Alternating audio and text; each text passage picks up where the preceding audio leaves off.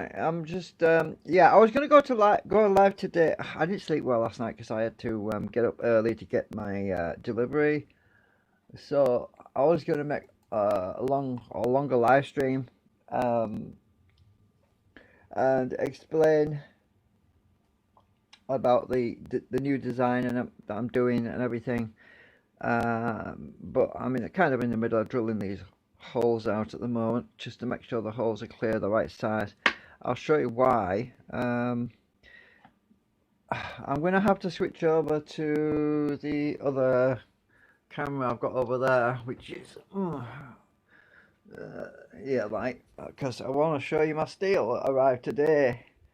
So this is 5 kilograms, 5 kilograms of steel rod, and it's heavy, and it's 1 meter long. This is the packet, by the way, not the steel. I've got to take it out the packet. So what I'm going to do, it's heavy. I'm going to switch over to the other camera and I'm going to unwrap it because I can't do it with one hand. It's got tape around. So it's 1.6 millimeter thick mild steel to make my core laminations, which are going to go through all these little holes, and also for the middle cores. Now this goes inside my main concentric 8. There's a mini concentric 8 in the middle there, and I've got an old Nico magnet. I don't know if you can see it right in the middle there. That's an old Nico magnet. I'll show you what I mean. Sticks to it. So we use the old Nico magnet as a little bit of reluctance biasing, but when it's resonating and oscillating, it will help to maintain a little bit of biasing on the laminations through the concentrics by biasing the concentrics on slightly in a certain direction, whichever they were flipped around to. Right, so I've got to drill out that one as well. I've got another concentric 8 middle mini one to put in there. I've just been acetone treating it to shine it up. I've got to drill all them holes out because you can see they're kind of clogged up at the moment. Compared to that other one, they're all clear. This one's a bit clogged up because the acetone melts the plastic a bit and it bungs up the holes. Anyway, so what I'm going to do is I got my camera. Let's just switch over to the other one. Hopefully we won't have a crash or anything.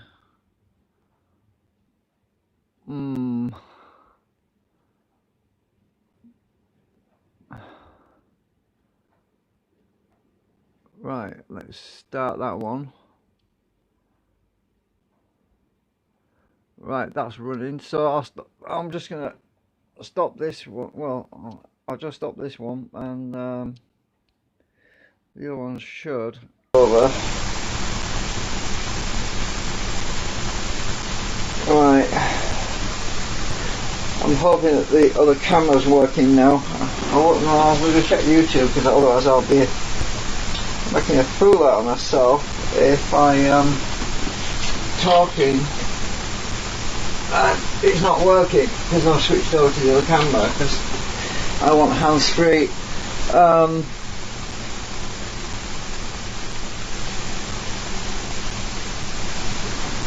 I'll refresh my browser window.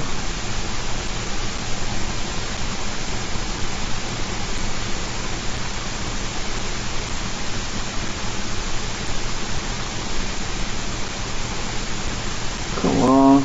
Oh, it's a bit slow because I'm live streaming. I keep forgetting.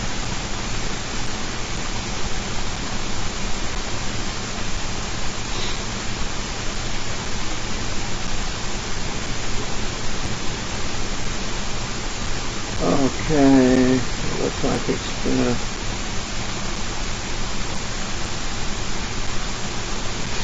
go live and see. You might get a laggy for a second while.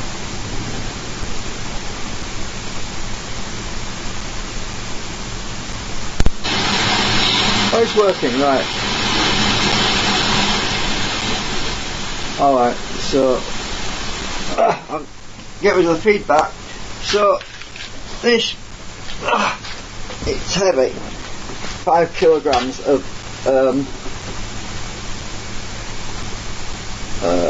1 metre long, so that is how long it is, and there's a lot in there. Right, so I decided to buy plenty because, well, it's the sort of thing that you always end up running out of it if you're not. I thought, well, I'm always making these things, so oh, look at that. Isn't that wonderful? Isn't that wonderful?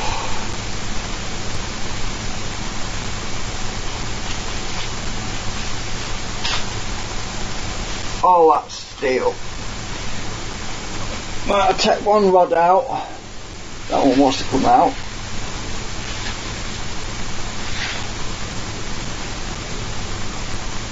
Welding rod it is actually, but it's great because, oh yeah, I already checked to see if it was magnetic before I even opened the packet, because the magnet doesn't go straight through the packet, so, and yes it is. Look, there we go, magnet stuck to it, so we're alright, we've got the right material. It wouldn't suck if I'd ordered aluminium. It would have been a nightmare. So we've got our thin 1.6 millimeter steel welding rod, which I'm going to be using for the laminations, and it's going to be a painful job actually, because I've got to put a lot of these in here, so they're going to go through these holes like so, and then I can bend them to shape them into the shape I want to create my I've just pulled them out because they were clogged up with stuff. Fit perfectly. There's another one there. That's a single hole on the end there. And then the middle one is going to be a whole bunch of them all across. Oops. There's going to be a load of them going through these. Yeah, I don't know how many I get in there actually. I think 4 or 5. It's going to be like a star shape. There's going to be a lot, and then this goes in the. Let me just put this back in before I go and stab myself with it, or stand on it, or bend it, or something. Right. So, oh god, it's amazing how heavy this stuff is.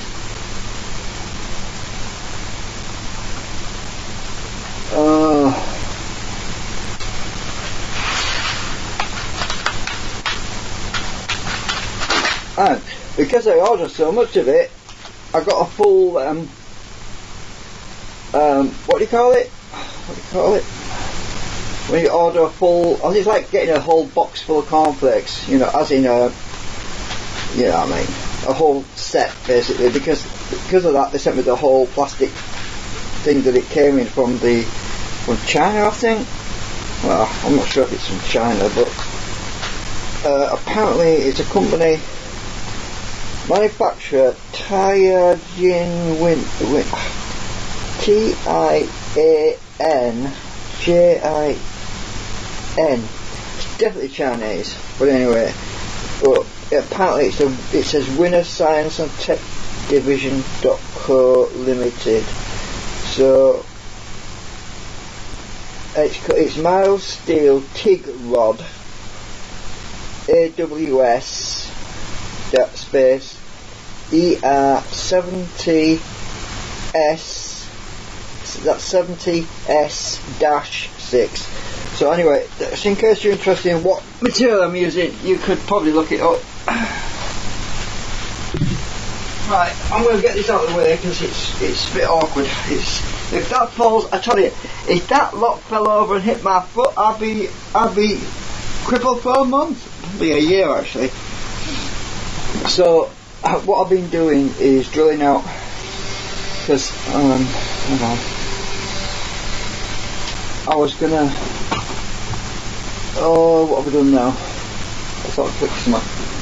So these things go inside the concentric eights like this.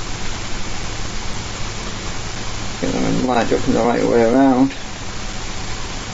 The big concentric eights, which I made years ago. Do you remember these things? I can't even see what I'm showing on the camera right now. Right, these things which were made out of fiberglass resin with magnetite mixed to make these to hold the 20mm by 3mm wide neodymium magnets. So I'm going to put this back in here because I popped it out earlier because I was busy drilling the holes out, and I was trying to drill through it. The plastic kept moving, so I thought I'll bugger it, I'll just take it out while I'm doing it. Just easier. So that goes in like that sort of thing. So there's a concentric 8 in the middle and another concentric big 8 on the outside, and they're interlinked. They're not opposing, they're in sequence.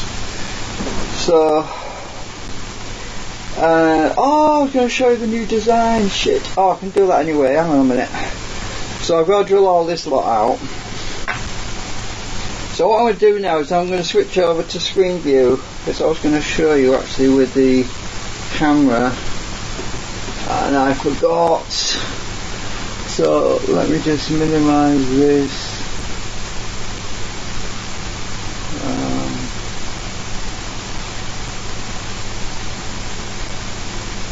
Oh, well, we got it there. Hang on. I want desktop.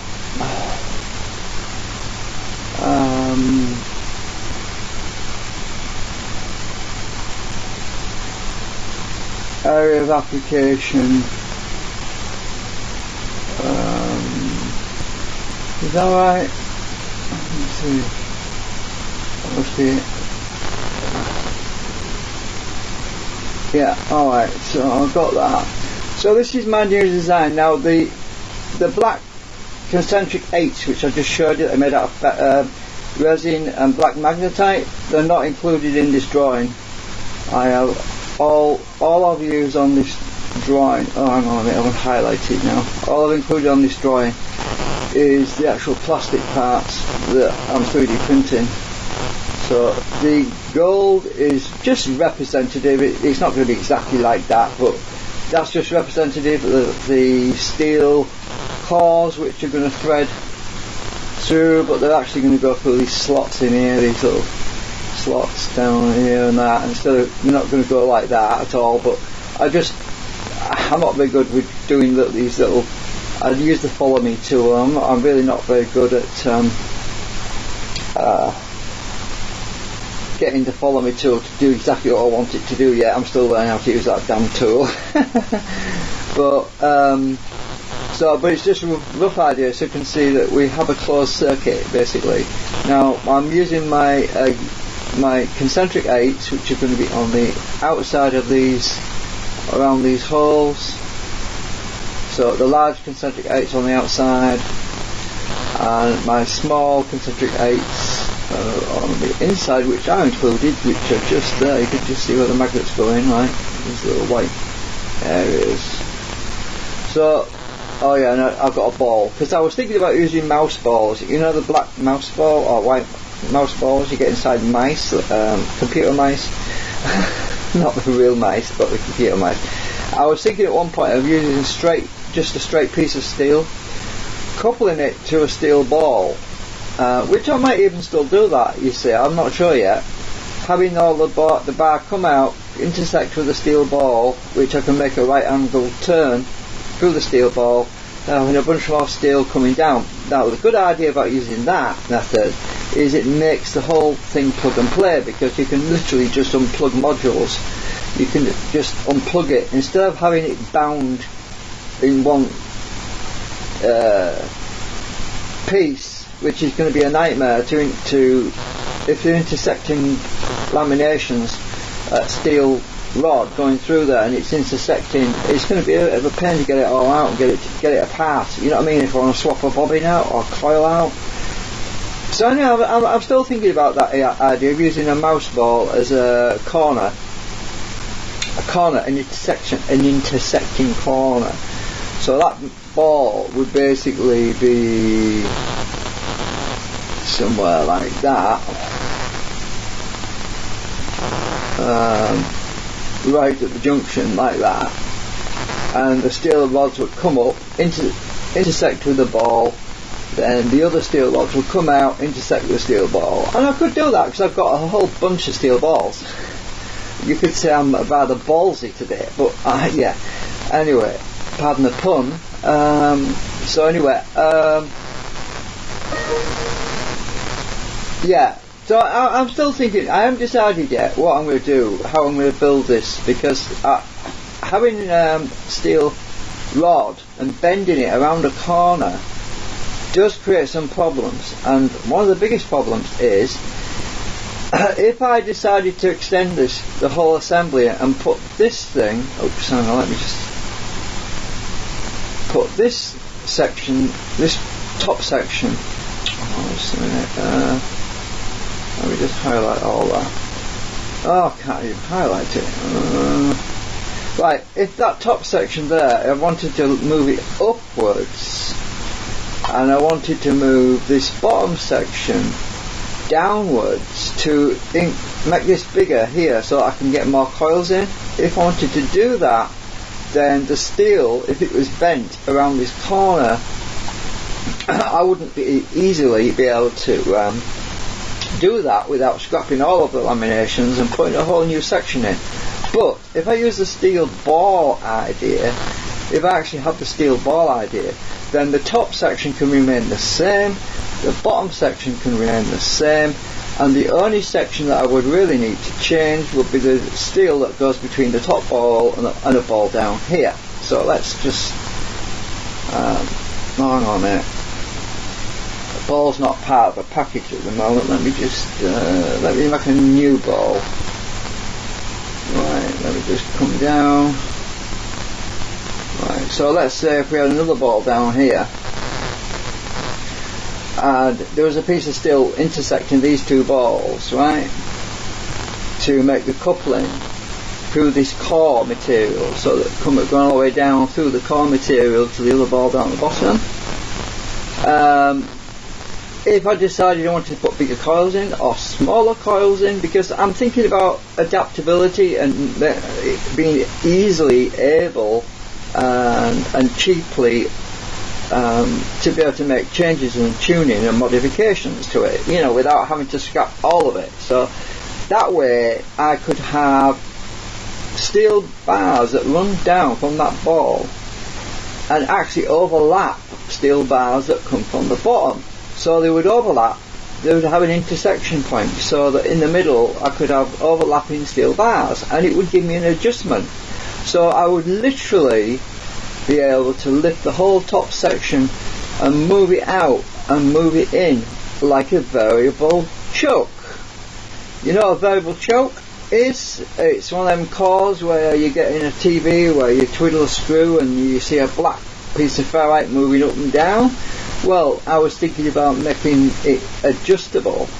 Now that's what I could do more easily if I was using the steel ball idea, because if the steel was all one piece at the top and it was like a big U shape and the bottom section was a big U shape, then that creates a whole bunch of other problems of constraints in the dynamics of the steel, you know, the angle and the pitch that coming in and getting it shaped just right, and it just creates a whole bunch of other problems really. I just thought the steel ball idea would be better, because individual pieces of steel would be able to be moved around. I'll be able to move it left, right, you know, back, forward, you know, well, left, right, or from that angle, and left, right from that angle, so I'll be able to move the steel around more easily to get it lined up properly, and you get the idea what I'm talking about, I think. So yeah, I might go with a steel ball thing with the corners. Now to do that though, I would have to make I have to 3D print some corners, some plastic corners that will actually have a round hole in the bottom on that side, a round hole on the other side facing the bobbin, so that the core material could go in through the round hole and intersect with the ball bearing, the big steel ball. That way would be much easier for me to just unplug it. Basically, it'd be like a big plug, you know, just pull the plug sort of thing, and I would be able to unclip the whole thing and take it apart easily that way, which is what I like. I like that idea, doing that, because it makes it so much easier to plug and play sort of situation. So yeah. But tell me what you think in the comments. You know, tell me what you think I should do. Should I go with the ball idea, where the steel rods, individual rods, all intersect with the steel ball,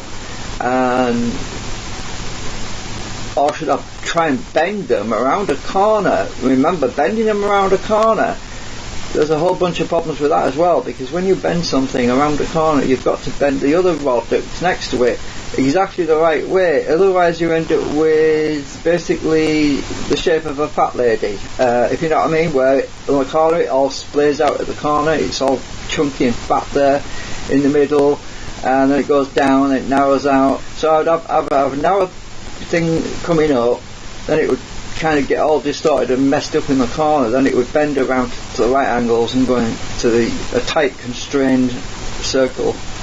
So yeah, bending the rods on a corner is going to be a bit of a pain. It's going to be really tricky to do. That's why I was thinking about the ball bearing idea.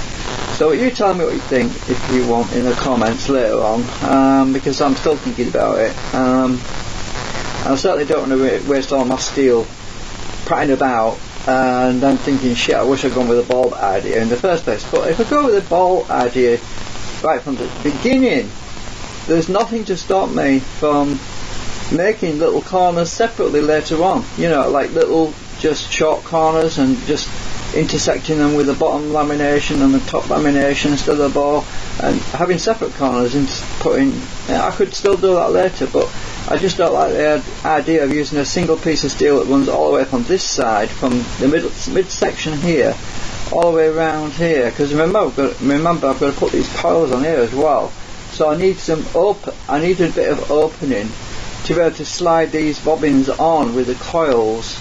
These are the windings on there. So I need some means of getting the wire on there.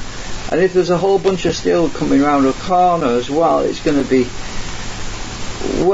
near impossible to get that flipping bobbin on there, unless it's interrupted or cut at some point, and that's why I thought about the ball. Anyway, I'm waffling, I'm going on, I'm repeating myself. Anyway, I'll probably see you at the weekend, because I'm going to have a lie-in, because I'm absolutely shattered. I haven't slept for the last 2 days, because I've had to wake up really early, and I've been up late at night, and I've been up early in case the parcel arrived, and it finally arrived today, Friday, which is, thank God, I don't have to keep getting up early just to check for the mail, do I? It's a real pain in the neck when you've got to wake up early just for that. So yeah, thanks for watching.